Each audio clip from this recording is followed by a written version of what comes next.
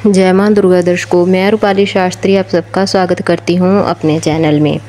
जैसे आप सब लोग जानते ही हैं कि आषाढ़ गुप्त नवरात्रि अभी चल रही है, तो ऐसे में जो भक्त या साधक हैं वो माता रानी की सेवा अर्चना करते हैं, तो उनके द्वारा अष्टमी या नवमी के दिन जो भी उनके लिए उचित दिन होता है, कन्या पूजन भी किया जाता है। हालांकि कन्या पूजन करते समय कभी तो हमें कन्याएं मिल जाती हैं, कभी कन्याओं का मिलना मुश्किल हो जाता है।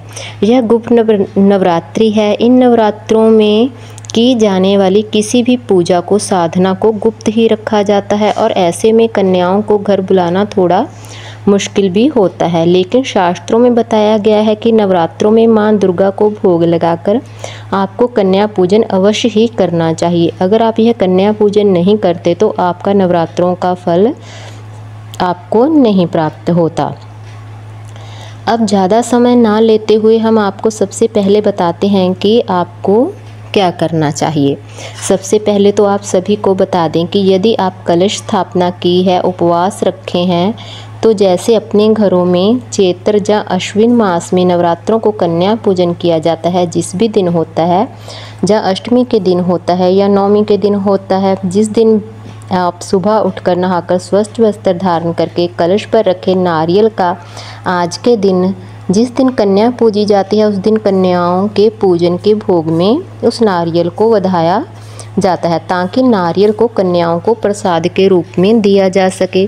कलश के जल को सारे घर में छिड़का जाता है। माता रानी की पूजा अर्चना जैसे बाकी नवरात्रों में करते हैं, सेम वैसे ही आपको करना है। फिर माँ का भोग तैयार करें, हलवा, पूरी, काले चने का प्रसाद तैयार करें और गणेश जी को भोग लगाकर माँ दुर्गा को आपको भोग जरूर लगाना है। अगर फिर संभव हो सके तो कन्याओं को बिना किसी को बताए यदि आप घर पर बुला सकते हैं तो अवश्य बुलाएं।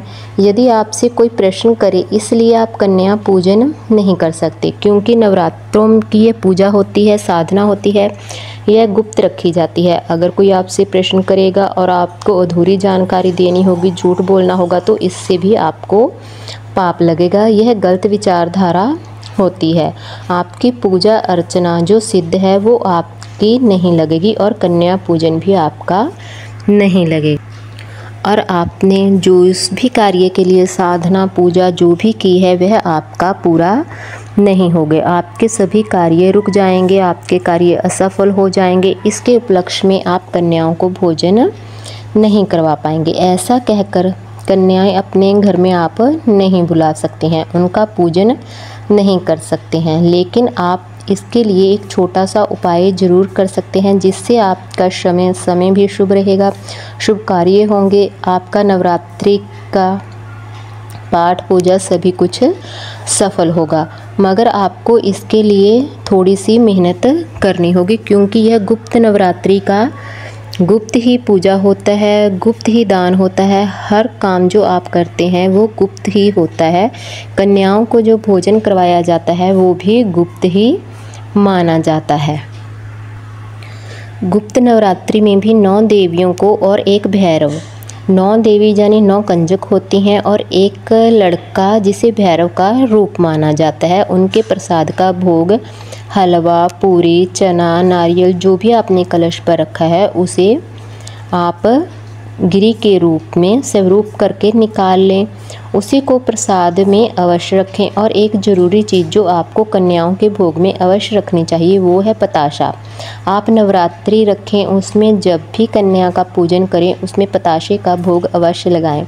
यह भोग का प्रसाद निकाल कर उस पर दक्षिणा अवश्य रखें। फिर माँ दुर्गा का ध्यान करें, छोटी कन्याओं का ध्यान करके यह जो प्रसाद है आपने पूरा निकालना है। जैसे 9 कन्याओं के लिए हम भोजन निकालते हैं, वैसे ही आपने केले के 9 पत्ते लेने हैं। उन पत्तों पे आपने माँ का प्रसाद, हलवा, पूरी जैसे आप कन्याओं को भोजन कराते हैं वो रखना है।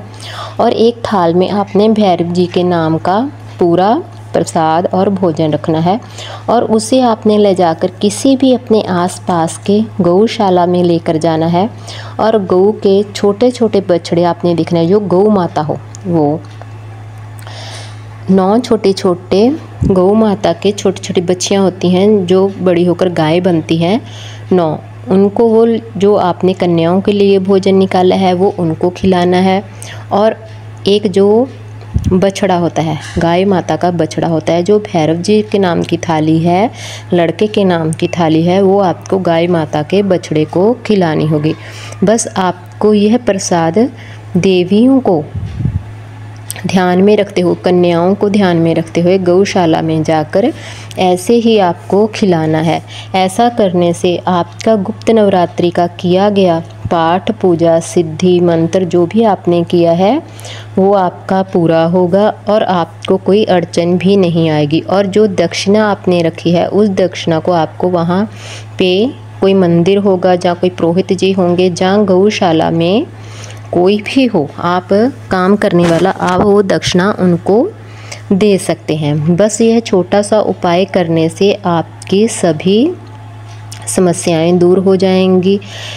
अब आप क्या करें, जो आपका भोग बचा है वो छोटी छोटी पेड़ियों में तैयार कर लें। एक एक छोटी सी पुड़िया तैयार करें, उसमें अंगारियों को भोग के रूप में, जैसे हम हवन करते हैं ऐसे आपने हवन की तरह उसको आपने उसमें डालना है। आप समझ रहे हैं ना, जो आपने पूरा भोजन सबको दिया है उस भोजन की छोटी छोटी 5-7 ऐसे पेड़ियाँ आपको तैयार करनी है और उनका आपको हवन करना है। और उनकी जो भस्म बनेगी उसको आपने अपने पास संभाल कर रखना है।